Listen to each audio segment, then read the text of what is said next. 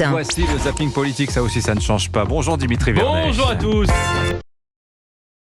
Bon alors, c'était bien les vacances ? Oui. Vous êtes tout bronzés. J'espère que vous avez profité vraiment. Parce qu'on est parti lundi 26 août. C'est la rentrée du zapping politique d'Europe 1. Et interrogation de maths surprise pour commencer avec l'insoumise Mathilde Panot au tableau.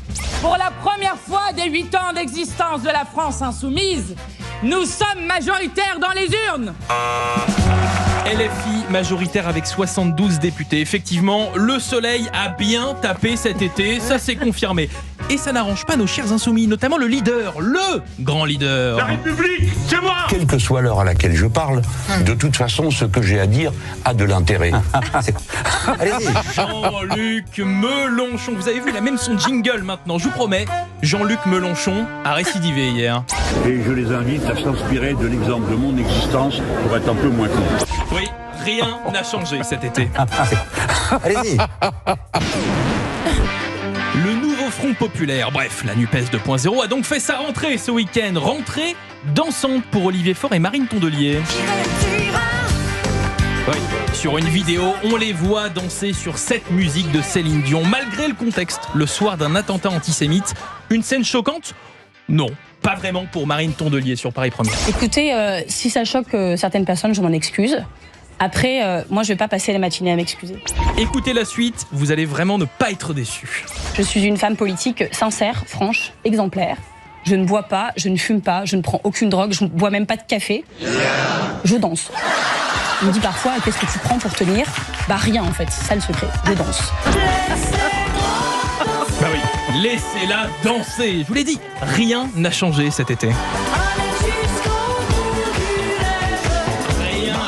Rien, 40 jours sont passés et toujours personne à Matignon. Et d'un sens, tant mieux.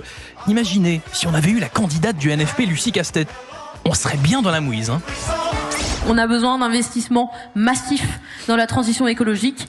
Et ces investissements, ils doivent être financés par le privé, mais aussi par le public, par l'intermédiaire de l'impôt. Les impôts ? Ah voilà la gauche 2024, hein. Il faudra remettre au cœur de nos débats la question du consentement à l'impôt.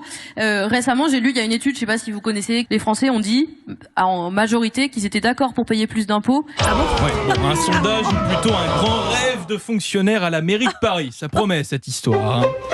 Mais alors, quel nom va sortir du chapeau d'Emmanuel Macron ? François Bayrou a sa petite idée sur LCI.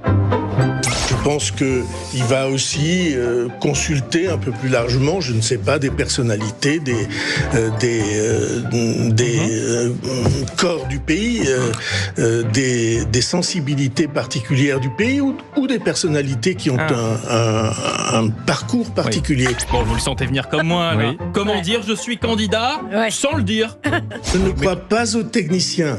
Chef de gouvernement, c'est une fonction éminemment politique. Alors, je ne veux pas vous isoler là-dedans, mais le portrait que vous venez de faire, c'est vous. Je pense, non mais comprenez-moi. Ouais, comprenez-le, entre Bayrou et Castet, faites votre choix. Dimitri Anissa, oui, elle démarre bien cette saison politique. On va pas s'ennuyer. Merci On va pas beaucoup s'ennuyer, Dimitri c'est clair. Vernet, votre zapping politique européen chaque matin du lundi au vendredi.